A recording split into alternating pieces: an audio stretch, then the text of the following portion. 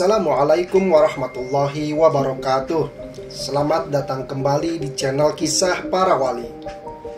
Semoga semua sahabat yang mendengarkan dan menonton video ini selalu mendapatkan ampunan dan ridha Allah Subhanahu wa Ta'ala. Kali ini saya akan menceritakan tentang kisah dan karomah dari Pangresa Abah Anom. Banyak kisah dan karomah dari para wali-wali Allah, salah satunya kisah dan karomah dari Pangresa Abah Anom. Diceritakan sekian puluh tahun yang lalu ketika putra-putri Pangresa Abah Anom masih berusia kanak-kanak dan remaja. Pangresa Abah Anom mengajak putra-putrinya melakukan perjalanan ke Pamijahan dengan mengendarai mobil.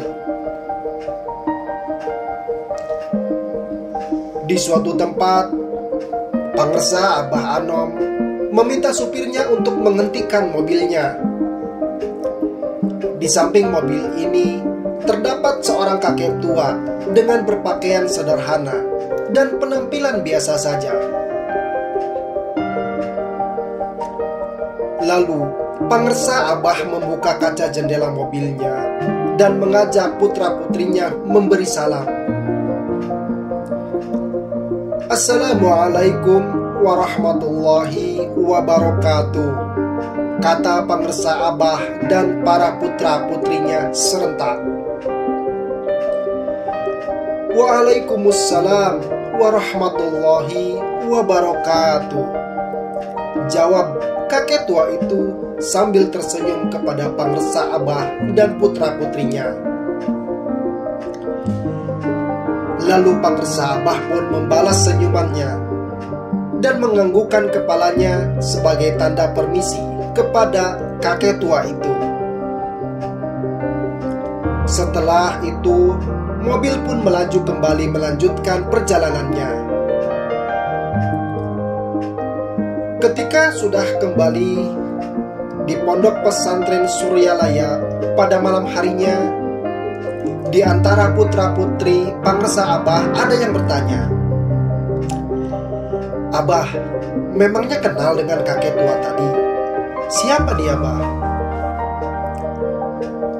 Nabi Khidir alaihi salam, jawab Pangresa Abah singkat sambil tersenyum penuh makna. "Ya, Abah kenapa tadi gak bilang?" kata putra-putri Pangresa Abah menangis menyesal. Demikianlah Pangresa Abah dapat mengenali para hamba Allah yang ada di dalam rahasianya. Karena sudah tidak ada batas hijab lagi antara seorang wali mursyid kamil mukamil dengan Allah Subhanahu wa Ta'ala. Alhamdulillah, wallahu a'lam. Kisah lain tentang karomah Abah Anom. Ada kisah yang menarik. Diceritakan Abah Pakih, nama aslinya Kiai Haji Abu Bakar Fakih, menceritakan bahwa Abah Pakih diamanatkan Abah Sepuh untuk menjaga Abah Anom sejak dari kecil, sejak lahir, di rumah yang terletak di hadapan rumah Abah Sepuh.